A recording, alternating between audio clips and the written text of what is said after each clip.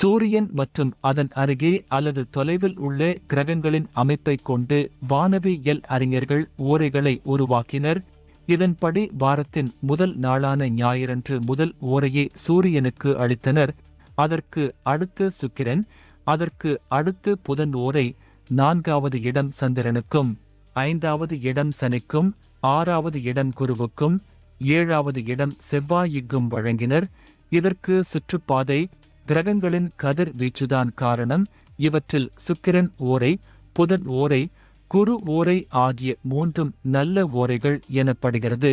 எந்த ஒரு நல்ல காரியம் செய்ய வேண்டுமென்றாலும் இந்த ஓரைகளில் துவங்கலாம். ஓரை என்பது சூரிய உதயத்தில் இருந்து கணக்கிடப்படுகிறது. அந்த நாளின் கிழமை அதன் முதல் ஓரையாக கொள்ளப்படுகிறது.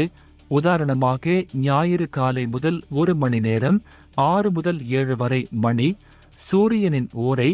இதையடுத்து 7 முதல் 8 வரை மணி வரை சுக்கிரன் ஓரை, 8 முதல் 9 வரை மணி வரை புதன் ஓரை, 9 முதல் 10 வரை சந்திரன் ஓரை, 10 முதல் 11 வரை சனி ஓரை, 11 முதல் 12 வரை மணி வரை குரு ஓரை, 12 முதல் 1 வரை மணி வரை செவ்வாய் ஓரை. இதையடுத்து மீண்டும் சூரியன் ஓரை துவங்கும். இதேபோல் செவ்வாய்க்கிழமை என்றால் அன்று காலை 6 முதல் 7 மணி வரை செவ்வாய் ஓரை. புதன்கிழமை என்றால் காலை 6 முதல் 7 வரை மணி வரை புதன் ஓரை. அதன் பின் ஒவ்வொரு மணி நேரமும் மேலே கூறப்பட்டுள்ள வரிசைப்படி ஓரை கணக்கிடப்படும்.